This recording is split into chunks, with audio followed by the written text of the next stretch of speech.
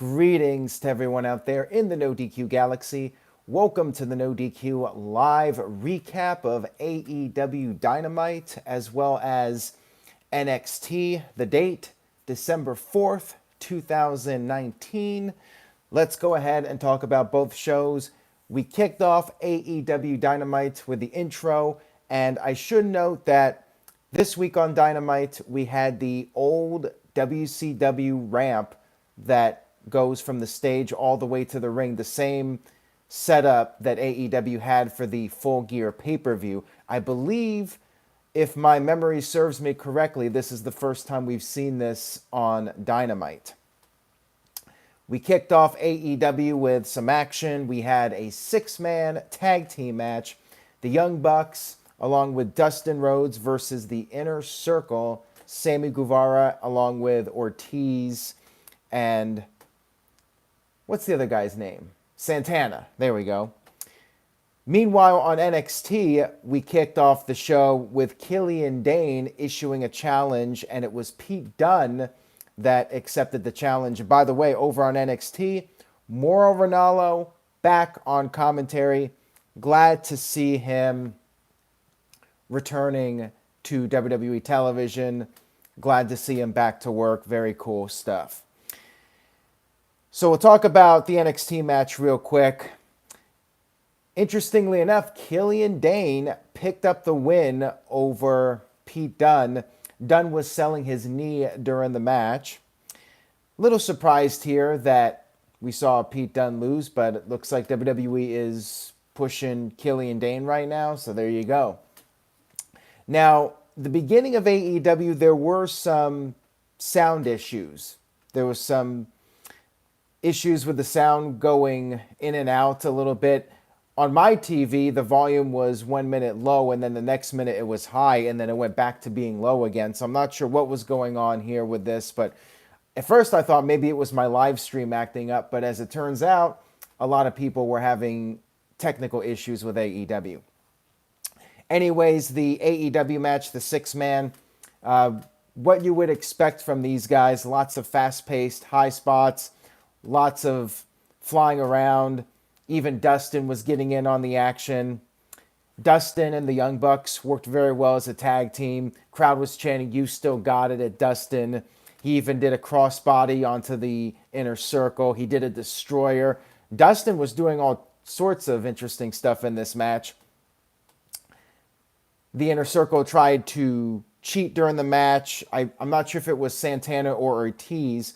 One of them had that sock that they use as a weapon. They tried to use that to their advantage, but then Dustin kicked out of Sammy's 630, whatever they're calling it.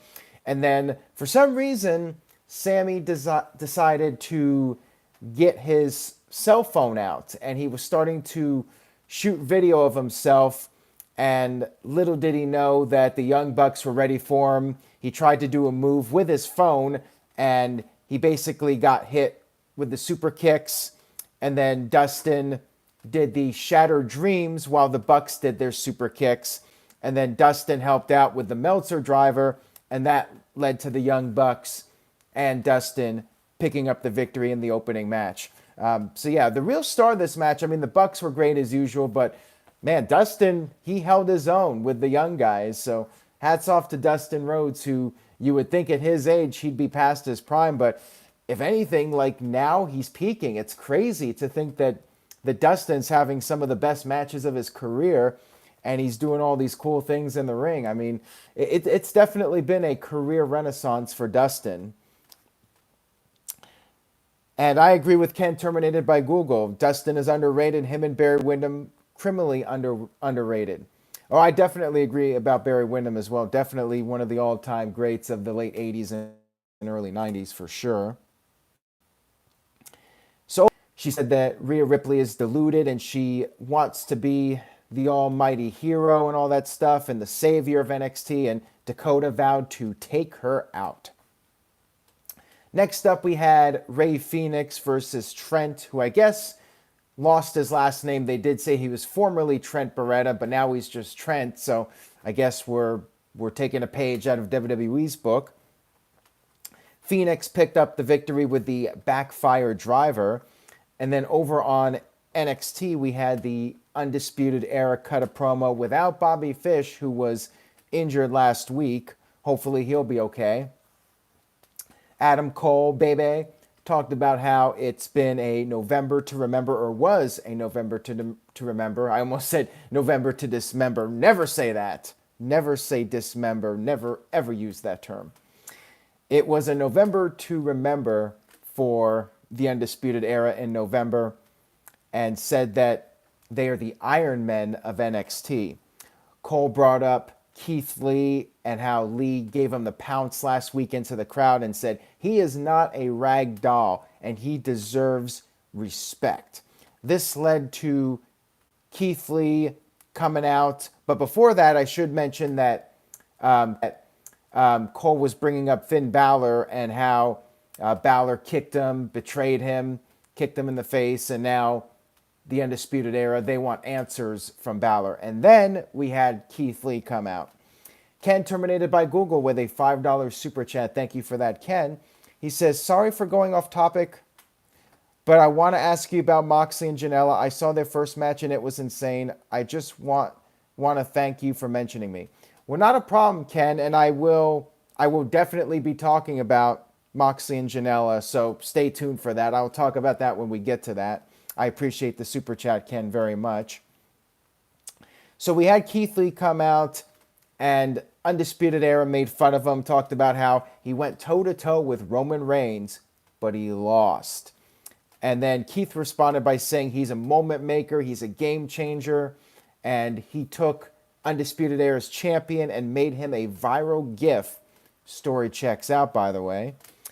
And Keith Lee said he's just deciding which championship he wants to go for first. He then proceeded to get attacked by the Undisputed Era, but managed to fight them off. And then Tommaso Ciampa came out to prevent Adam Cole from leaving, threw him back in the ring. Undisputed Era managed to save Cole. They hit the road, they took off, and then we had a little bit of a stare down between Keith Lee and Tommaso Ciampa. And we had a main event match set up, Ciampa, Keith Lee, and Dominic D against the Undisputed Era. That was the main event. I'll talk about that here in a few minutes. Then we had over on AEW, we had Tony Schiavone interviewing the Nature Boy Ric Flair, or so it seemed, because it was actually Cody Rhodes. Cody Rhodes came out. He talked about the scar above his eye, how it's a reminder of his failure. And he brought up the attack last week from the Butcher, not Brutus Beefcake, and Blade, along with the Bunny. And he said everyone who's new and unknown seems to come in and target him. And he's like, you know what? I've seen you guys wrestle in various promotions like bar wrestling. And if you guys wanted a match, all you needed to do was ask. But then Cody brought up MJF because that's what the real feud is about. And Cody brought up how he brought in MJF when nobody else wanted him. He saw something in MJF, and only Cody can determine if it's time to throw in the towel. And MJF screwed him over, and Cody said he wants MJF, and he has to have that match. Because not only did he give MJF a chance, but also MJF gave the worst Crossroads ever. And then Cody mentioned, at least they're botching it on 2 channels now, which was a reference to Damian Priest botching the Crossroads at some point. I'm not even sure when, but I believe it was Damian Priest that he was referring to. So another little shot at WWE/NXT. And then he referred to MJF as the NWO Bush League version of Chris Jericho. And he wants to know, what will it take for a match?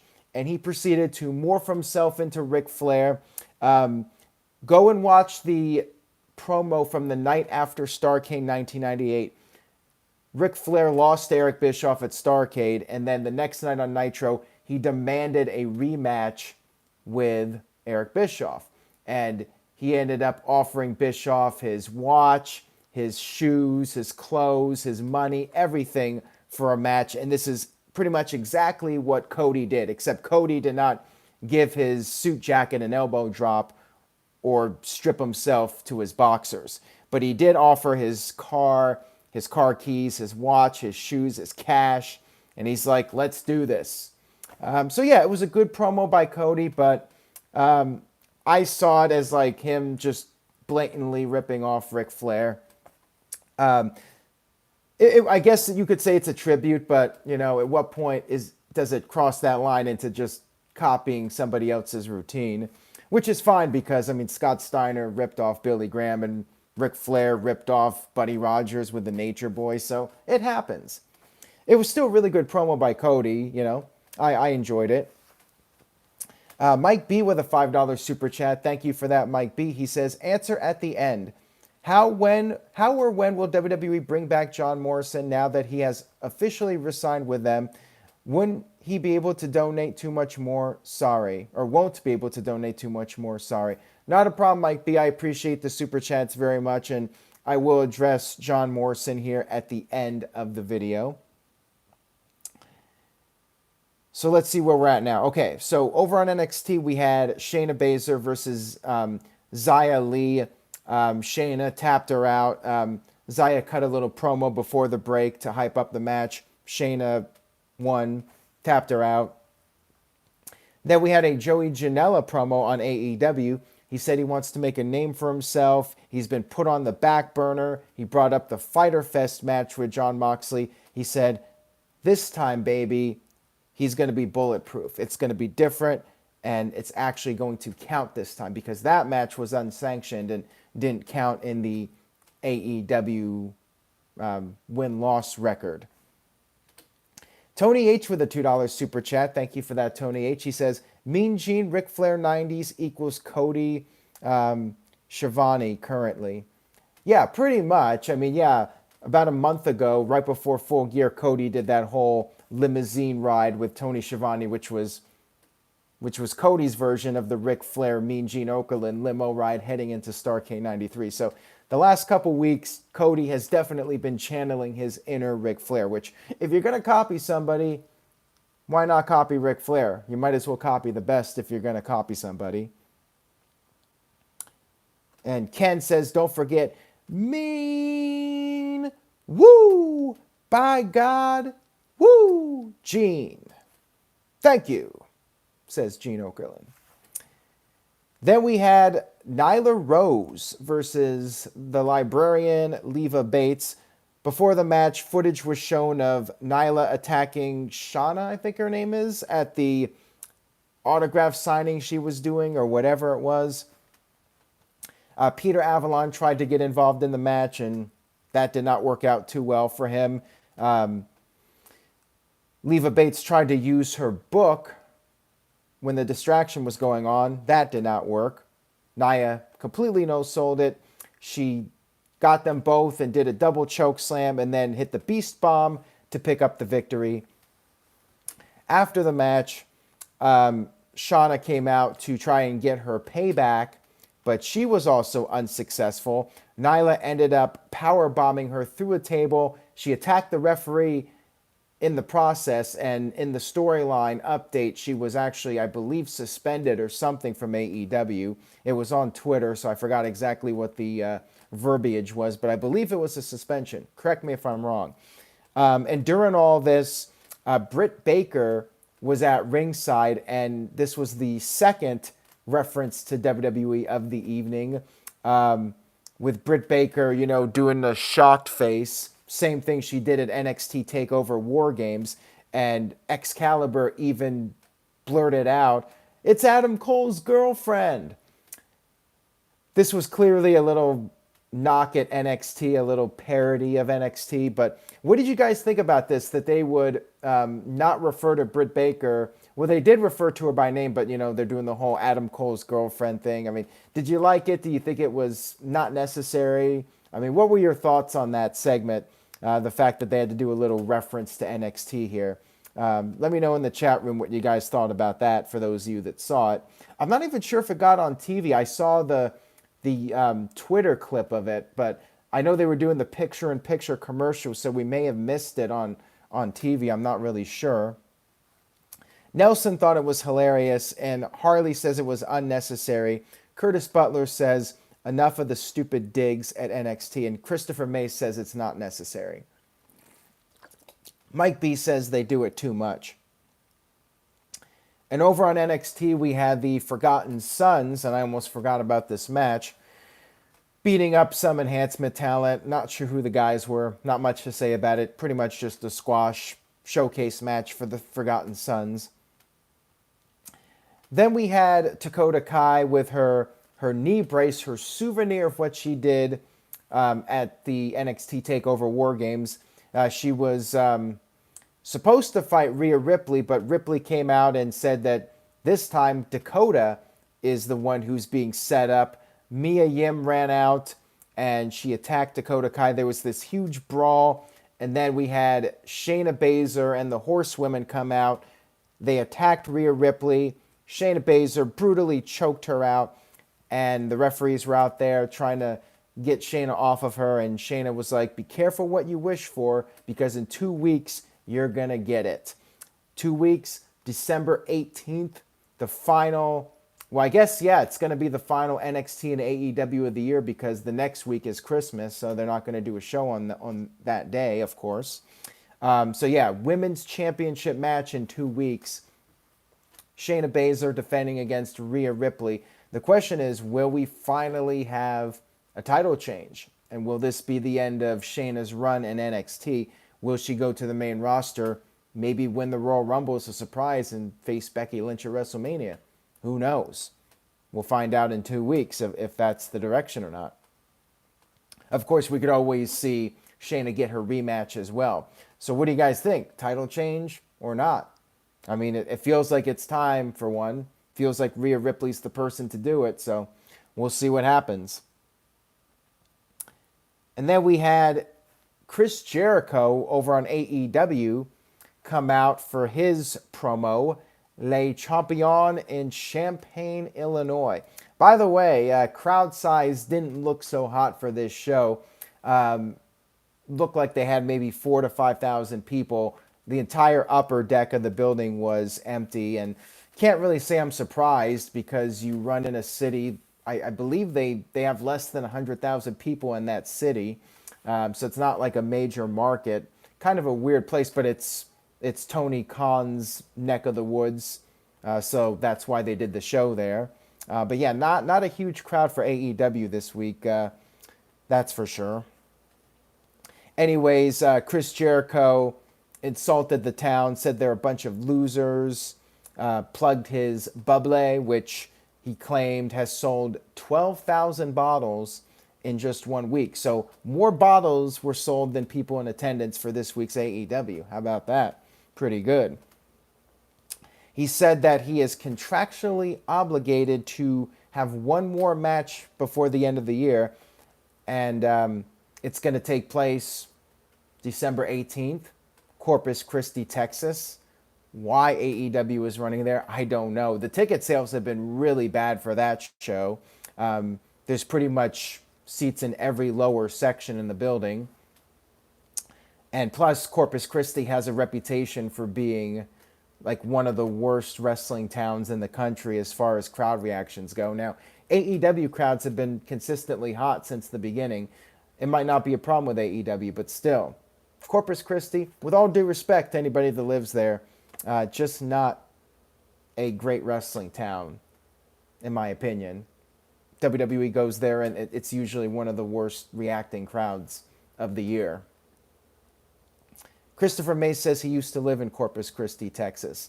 But anyways, that's the last AEW show of the year. Jericho's going to face somebody, but he gets to pick his opponent. Jericho, after recently doing an interview, said he wasn't going to do the list because the list was an old gimmick and he moves on to different things.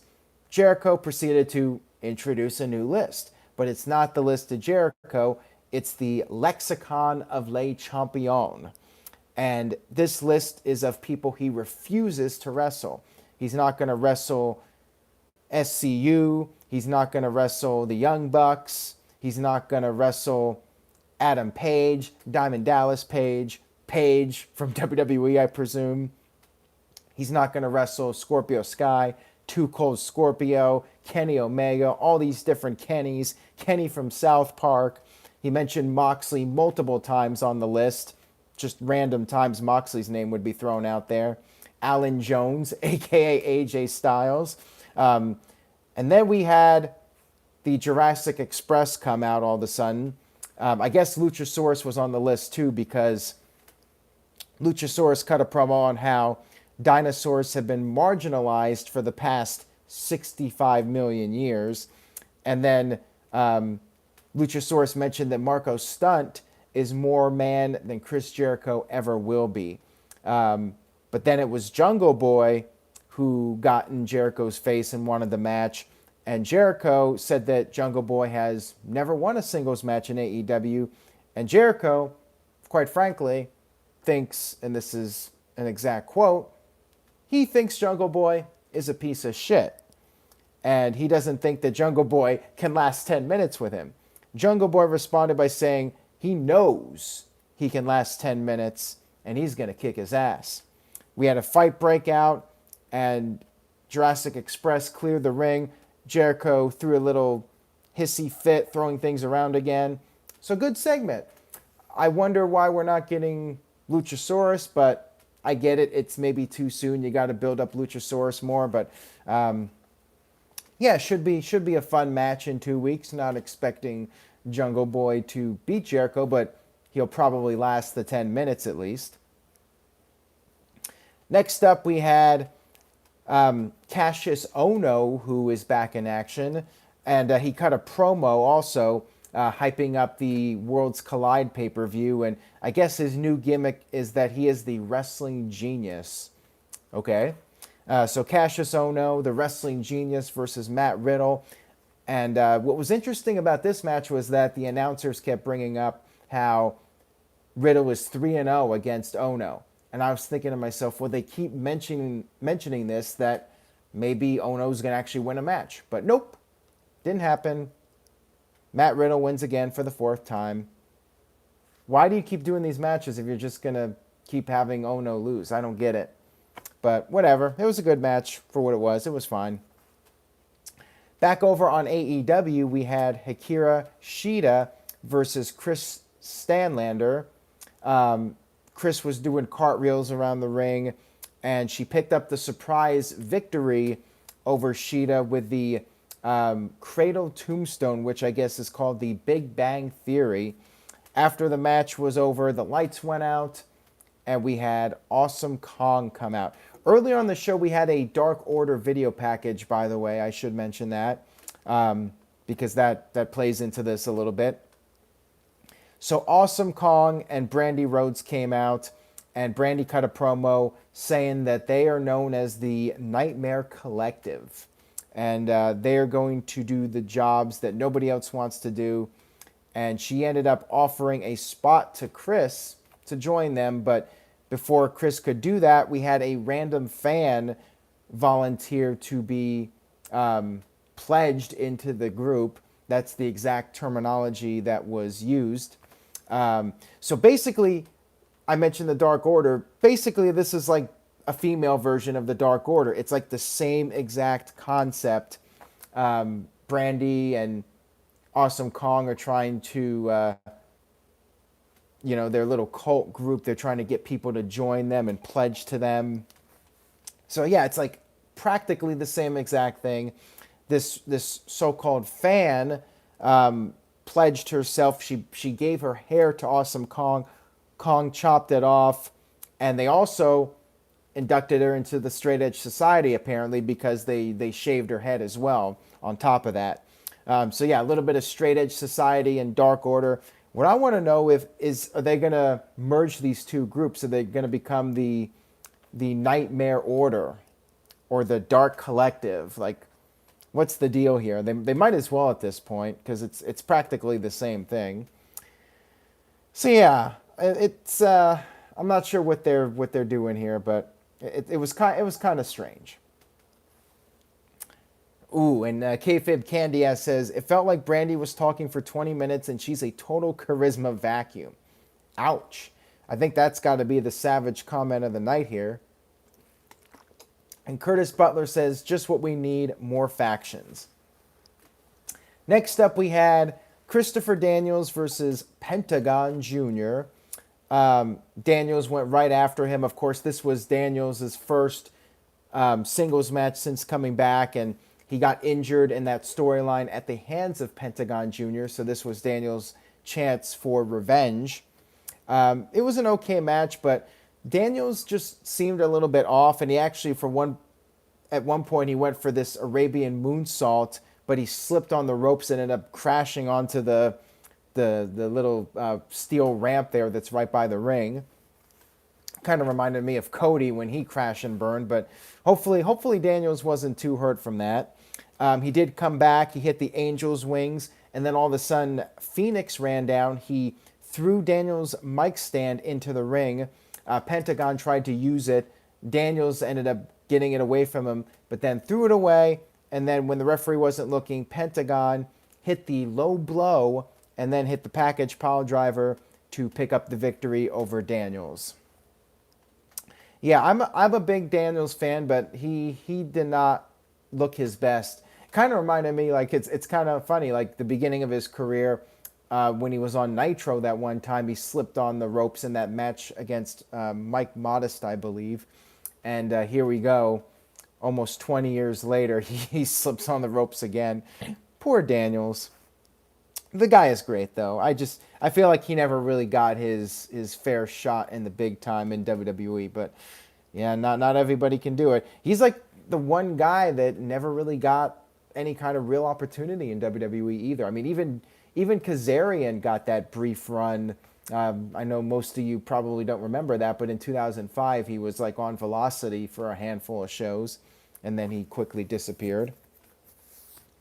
Back over on NXT, we had Kushida making his return from an injury. He was scheduled to face Raul Mendoza, but instead, Cameron Grimes attacked Mendoza, took him out, and fought Kushida. Kushida ended up picking up the victory, so much for all the Cameron Grimes promos from the last couple weeks. Back over on AEW, we had a little video package from Blade, Butcher, not Ed Leslie, and the Bunny. The Bunny said that they are the first order of chaos. So they're not a dark order, but they are the first order of chaos, the chaos order. And they're tired of Cody. They're tired of seeing his picture everywhere, and they are going to cut the head off of the snake. And next week, they're facing Cody and some guy whose name I do not remember. That's for next week, so tune in to AEW Dynamite for that. Then we had the main events for AEW and NXT. We had Jon Moxley versus the bad boy, Joey Janela. I'm still not sure what makes him a bad boy, so, is he bad? Is he a boy? Like, what does he do? What makes him a bad boy? I haven't really seen it yet. He wears a gangsta hat. Does that make him a bad boy? I don't know.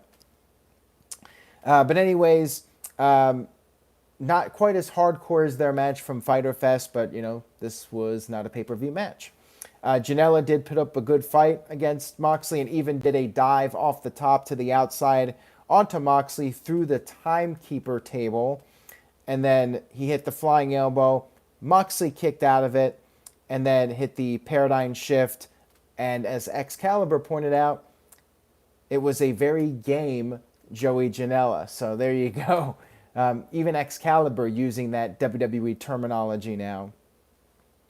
And then just as Moxley was celebrating his victory, we had Chris Jericho come out through the crowd with the inner circle, same way Moxley did to him last week. So that was kind of an interesting ending. I liked it. I thought it was pretty cool.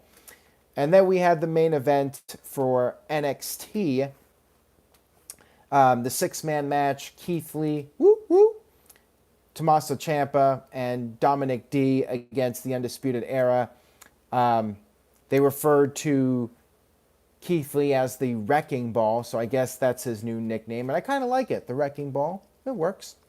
Definitely, I could see that. And we had Finn Balor run in during the match, and there was a Finn Balor video package earlier. So basically, Finn Balor is the lone wolf. He's not aligning himself with anybody. He came in, he drop-kicked Cole onto the referee and Undisputed Era, and then Balor hit the 1916, whatever year it was, DDT on Ciampa. And then great camera work here by WWE. I love this camera shot. You see Balor in the corner, and then all of a sudden, Keith Lee's head just rises behind him like a horror movie villain. I thought this was great. It was badass, for sure. And Keith Lee beat the crap out of Balor, gave him the sit-down powerbomb, and then Keith Lee managed to pin Adam Cole, the NXT World Champion, with the jackhammer. I wonder what Matt Riddle thinks about that. And then it was announced that next week, William Regal said that next week there will be a triple threat match. It will be Keith Lee versus Tommaso Ciampa versus, I believe it was Dominic D. I might be wrong here, but somebody correct me here if I'm wrong. It was a triple threat match for next week with the winner. No, it was Balor. My apologies. It was Balor as the third guy. It was Ciampa, Balor, and Keith Lee in the triple threat. And the winner of that match in 2 weeks on December 18th will face Adam Cole for the NXT Championship. I like the setup here. The only thing is Keith Lee just pinned the world champion, so why does he have to win another match? Shouldn't he get a title shot because he pinned the champion? I don't know. But I feel like this is going to be done in order for Keith Lee to not get the title shot. You can have him lose the match without taking the fall, and then you can do either Balor or Ciampa versus Adam Cole. I mean, I do think it's too soon for Keith Lee to get the title shot. And as the guy 261 says, Ciampa pinned the champion as well. Well, there you go. But did Balor? Did Balor pin Adam Cole? I don't remember that. Anyways, solid wrestling as usual from both shows. I'm going to go ahead and do my letter grade for AEW because that's the main show I was focusing on. NXT looks solid as usual. AEW was better than last week. I still don't think it was as good as the best weeks of AEW. I feel like they're still not coming up with enough creativity on their own. They're borrowing ideas, which is fine, you know. Cody Rhodes doing the Ric Flair thing and doing the Straight Edge Society with the head shaving, you know, and the production issues they're still having. But all in all, solid show. I'm going to give it a solid B for this week's AEW. Good show overall. What did you guys think in the chat room? Jeremy Dorset says a B+ for both shows. Tony H gives AEW a B-. Bradley gives AEW a C. Mike B with a B- for AEW, A- for NXT. Lewis gives a B for AEW. Christopher May says AEW gets a B-. And the guy 261 gives AEW a C+. Kev Dog with a B. Tic Tat Tat with a C+. And Colin Andrew gives a B+ to NXT. And Mick gives a C for AEW and a B for NXT. So that's my thoughts, and I will talk about John Morrison here real quick. So John Morrison, officially back with WWE. I'm cool with it. I know some people are wondering how long it'll be until he's irrelevant in WWE. Maybe he'll be on NXT. We don't know which brand he's going to be on yet. I'm happy to see him back, though. And it's been a while. Maybe we could see him in the Miz feud again.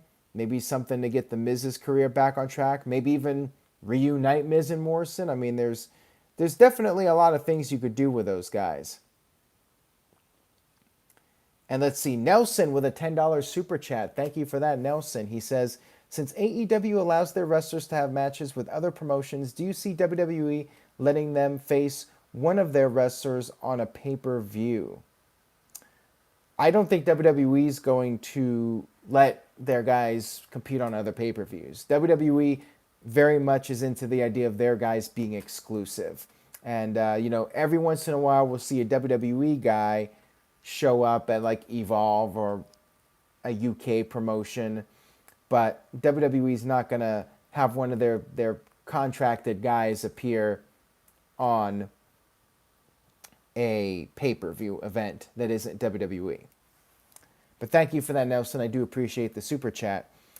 Ken, terminated by Google, says, am I the only Mark who wants to see a reunion of Miz and Morrison, who in my opinion is the best tag team in the modern era? Miz is floundering. Well, yeah, like I said, Miz and Morrison, this could be a good time to reunite them. And, Miz is a babyface, so you can have them as a babyface tag team. They could feud with the Revival. They could feud with New Day. I wouldn't mind seeing that tag team reunited. I would definitely be fine with that, especially if WWE doesn't know what to do with Morrison. And really, they don't seem to know what to do with The Miz. Although I could see The Miz getting a title match with Bray Wyatt at some point. And thank you for that super chat, Ken. And the game is on 100 with a $5 super chat. Thank you for that. He says, hey, Aaron, your thoughts on the AEW commercial about NXT? I mentioned it months ago that AEW should not say anything NXT. They need to focus on them only.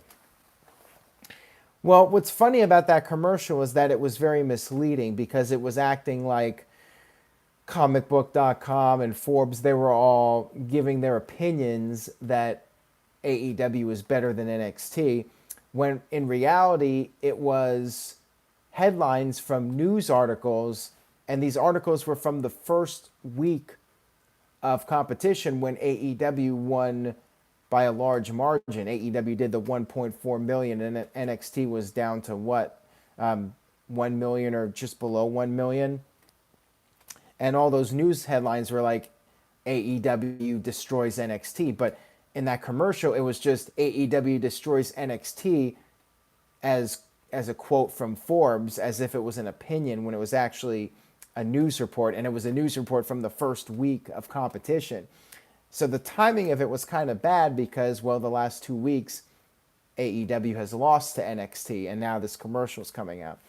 I don't mind the stab at WWE, but like we've talked about before, I think if AEW keeps overdoing it, it's going to look desperate. WWE hasn't really done much as far as referencing AEW. They've done a couple of times, but not much. And if you do it every now and then, it's fine. But, the Britt Baker thing and Cody mentioning botches on 2 shows, maybe it's becoming a little too much.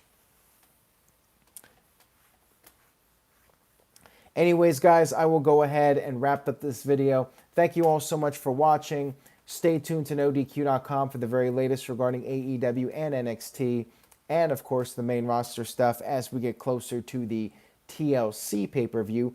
Buy a t-shirt, buy some merch over at NoDQ.com merch. If you order now before the end of the week, you should be able to get it before Christmas. So head over there, support the site, NoDQ.com/merch. Bring your signs. Support NoDQ. I want to see some support NoDQ signs instead of Cultaholic or Wrestle Talk or whatever we see on those shows. Bring an ODQ sign. Let's see one on TV. If I see one, if you can get one on TV, I'll send you a free shirt. If it's clear we can get a screen cap of it, I'll send you a free t-shirt. So I'm throwing that out there. Thank you guys again for watching, and I'll see you all next time.